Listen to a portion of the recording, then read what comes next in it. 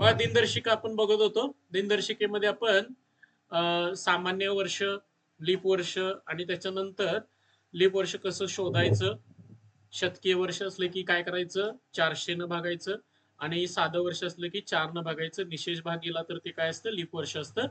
सामान्य वर्षामध्ये 365 दिवस असतात, 52 आठवडे आणि 1 दिवस शिल्लक राहतो. आणि लीप वर्षामध्ये काय असतात, 366 दिवस असतात आणि त्याच्यामध्ये 52 आठवड्यांनी 2 दिवस शिल्लक राहतात. त्यामुळं साध्या वर्षामध्ये पुढल्या वर्षी 1 तारखेचा म्हणजे 1 जानेवारीचा वार हा 1 दिवसानं पुढे जातो, तर लीप वर्षामध्ये तो 2 दिवसानं पुढे जातो. त्याच्यानंतर आपल्याला दुसरी गोष्ट म्हणजेच काय, की खरोखर आपल्याला कॅलेंडरमध्ये असणाऱ्या तारखा कशा काढायच्या त्याच्याबद्दलचं आपण काय केलं, म्हणजे त्याच्यासाठी आपल्याला शेवटचे 2 अंक, वर्षाचे शेवटचे 2 अंक, त्यानंतर तारीख, त्यानंतर महिना, त्यानंतर महिन्याचा कोड आणि काय लागतं आपल्याला, तर वर्षाचा कोड. अशा गोष्टी घेऊन आपण त्याचं काय केलेलं होतं, बेरीज करून 7 न भागून जी काय बाकी शिल्लक राहते त्यानुसार 1 म्हणजे रविवार, 2 म्हणजे सोमवार वगैरे अशा पद्धतीच्या आपण गोष्टी बघितल्या. आता बघा आपल्याला पुढलं जे बघायचं आहे ते म्हणजेच काय आहे, तर कॅलेंडर रिपीट कधी होतं, म्हणजेच कॅलेंडर पुन्हा कधी येतं, त्यालाच आपण कॅलेंडर रिपीट म्हणतो. कॅलेंडर रिपीट बघा आपल्याला काय बघायचंय, दिनदर्शिका, सॉरी, दिनदर्शिका तीच पुन्हा कधी येते, तीच पुन्हा कधी येते, कधी येते. बघा हा एक साधा प्रश्न बनू शकतो. साधा प्रश्न काय, म्हणजे आजचं कॅलेंडर म्हणजे 2024चं कॅलेंडर जसंच्या तसं परत कधी येणार, काय म्हणतोय मी, जसंच्या तसं परत कधी येणार. तर याच्यासाठी काही नियम आहेत. मग आता ते नियम कोणते कोणते आहेत, तर आपण पहिला नियम विचारात घेऊया. म्हणजे बघा याच्यामध्ये पहिला नियम आपल्याला काय सांगतो, जर समजा ते वर्ष लीप वर्ष असेल, जर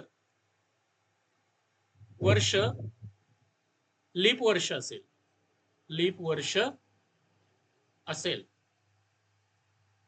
तर तर त्या वर्षामध्ये त्या वर्षामध्ये वर्षामध्ये 5 मिळवल्यास 5 मिळवल्यास मिळवल्यास येणारे वर्ष येणारे वर्ष हे त्या वर्षासारखेच त्या वर्षासारखेच असते असते. म्हणजे काय रे, त्यावेळेचं कॅलेंडर परत काय होईल, आहे तसं परत येईल. उदाहरणार्थ आता 2024च, ठीक आहे. उदाहरणार्थ आपण काय करूया, 2024चाच विचार करूया. 2024 हे कसलं वर्ष आहे रे, लीप वर्ष, बरोबर. 2024 हे लीप वर्ष आहे, लीप वर्ष. आता लीप वर्ष असेल तर काय सांगितलं रे, त्याच्यामध्ये किती मिळवायचं, 5 मिळवायचं. म्हणजे बघा याच्यामध्ये आपण 5 मिळवलं, 24 आणि 5 29, म्हणजे 2029चं कॅलेंडर जसंच्या तसं असणार आहे, आजचं जसं आहे ना. म्हणजे ह्या वर्षी 1 तारखेला, म्हणजे ह्या वर्षी आज तारीख किती आहे, आज तारीख आपली किती आहे, 20 तारीख, 20 ऑगस्ट. 20 ऑगस्टला आज कोणता वार आहे, मंगळवार. तर 2029च्या 20 ऑगस्टला सुद्धा कोणता वार असणार आहे, मंगळवारच असणार आहे. याला कॅलेंडर रिपीट म्हणतात. कॅलेंडर रिपीट म्हणजेच काय, तेच दिनदर्शिका परत आपल्याला कधी मिळेल. तर लक्षात ठेवायचं 5 वर्ष त्याच्यामध्ये ऍड करायचे.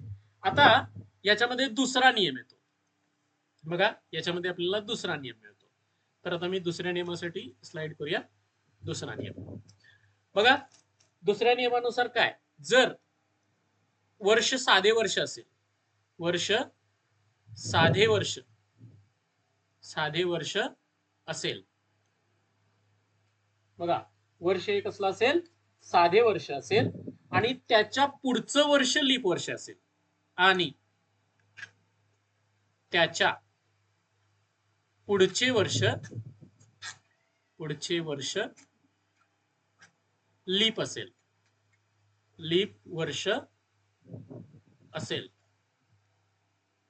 तर तर त्याच्यामध्ये आपल्याला बघा काय करावं लागतं, 11 मिळवावं लागतं.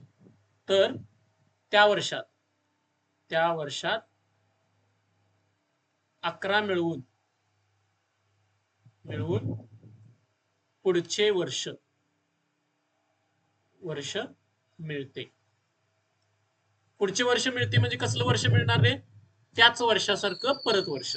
आता उदाहरणार्थ बघा 2024 आहे ना, 2024च्या अगोदरचं कोणतं रे, 2023. आता बघा 2023 हे कसलं वर्ष आहे, साधे वर्ष. एकच मिनिट, 2023 हे कसलं वर्ष आहे, तर साधे वर्ष. आता मला सांगा, ह्या साध्या वर्षाच्या पुढलं वर्ष कसलं आहे, लीप वर्ष. आणि असा जर नियम बघा, इथं नियम काय सांगितलाय, जर वर्ष साधे वर्ष असेल आणि त्याच्या पुढचे वर्ष कसलं असेल, लीप वर्ष असेल.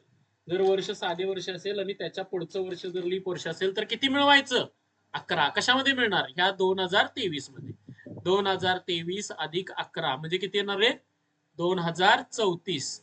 आणि 2034चं कॅलेंडर तंतोतंत कुणासारखं असणार आहे, 2023 सारखं. नियम दुसरा लक्षात आला का, काय कंडिशन्स आहेत. त्याच्यानंतर नियम तिसरा आहे, कितवा नियम येतो, तिसरा नियम तिसरा. आता नियम तिसरा म्हणजेच काय बघा, या व्यतिरिक्त कोणतीच कंडिशन नसेल. म्हणजेच आपल्या नियम 1 व नियम 2 सोडून इतर वर्षांसाठी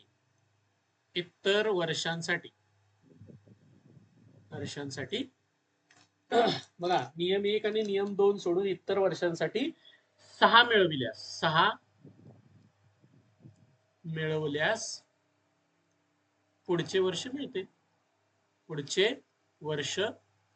मिळते. आता पुढचं वर्ष म्हणजे कसलं मिळतं, तसंच तंतोतंत असणार.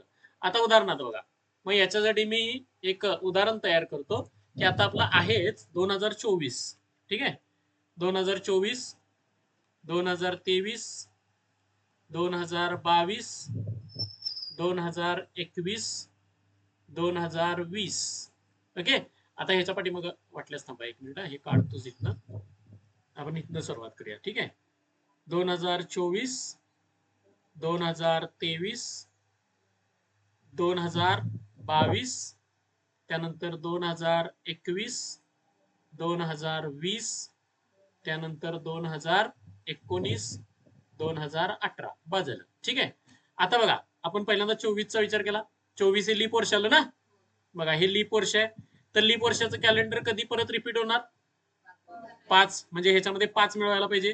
2024 अधिक 5 केलं म्हणजेच काय मिळणार, 2029चं कॅलेंडर रिपीट झालेलं असणार आहे. आता 2023चा विचार केला तर हे साधे वर्ष आहे, परंतु याच्या पुढलं वर्ष आहे ते कसलं वर्ष आहे, लीप वर्ष. म्हटल्यानंतर अशा वर्षामध्ये किती मिळवायचं असते, 11. म्हणून 2023 अधिक 11 किती होणार, 2034. ठीक आहे. आता 2022 कसलं वर्ष आहे रे, साधे. याच्या पुढचं वर्ष लीप आहे का, नाही.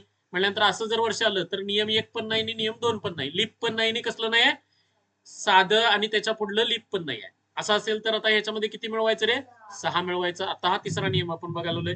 म्हणजे इथं किती होणार बघा, 2022 अधिक 6 म्हणजे किती येणार, 2028चं कॅलेंडर रिपीट होणार आहे. ठीक आहे. 2021 बद्दल बोला, हे पण साधे वर्ष आहे, बरोबर आहे. लीप नाही म्हणजे पहिला नियम गेला, आणि साध्या वर्षाच्या पुढलं वर्ष पण लीप नाही म्हटल्यानंतर दुसरा नियम पण गेला. दोन्ही नियम नसतील तर किती मिळवायचं रे, 6. म्हणजे बघा 2021चं कॅलेंडर रिपीट व्हायचं असेल तर 2021 अधिक 6 म्हणजे किती येणार, 2027. मी थोडं इकडे तिकडे लिहितोय, खालीवर लिहितोय का, लक्षात घ्या की काय आहे नेमकं. म्हणजे हे ह्याच्यासाठी आहे, हे याच्यासाठी आहे, हे याच्यासाठी आहे, हे इथं आहे. ठीक आहे. त्यानंतर 2020चं बोला. आता लीप वर्ष झालं, कसलं झालं, लीप वर्ष. म्हणजे पहिला नियम लागला. पहिला नियम म्हटल्यानंतर किती मिळवायचं, 5 मिळवायचं. म्हणजे काय ना, 2020 अधिक 5 म्हणजे किती ना, 2025. म्हणजे 2025 ला हे कॅलेंडर रिपीट होणार. 2019चा विचार करा, साधे वर्ष आहे, परंतु ह्याच्या पुढलं वर्ष कसलं आहे, लीप वर्ष. म्हणजे किती मिळवायचं, 11. म्हणजे 2019 अधिक 11 किती होणार, 2030चं कॅलेंडर रिपीट असणार आहे. 2018चा विचार सांगा, साधं वर्ष आहे. म्हणजे लीपचा पहिला नियम गेला, याच्या पुढलं वर्ष साधच आहे म्हणजे दुसरा नियम पण गेला, म्हटल्यानंतर दोन्ही नियम गेले तर किती मिळवायचं 6. 2018 अधिक 6, 18 अधिक 6 किती होणार 24. म्हणजे बघा 2018चं कॅलेंडर उचलून बघा आणि 2024चं कॅलेंडर उचलून बघा, दोन्ही कॅलेंडर तुम्हाला सारखीच बघायला मिळतील. कशी बघायला मिळतील? सारखीच. लक्षात आलं का? हा लक्षात आला? क्लिअर आहे? ओके.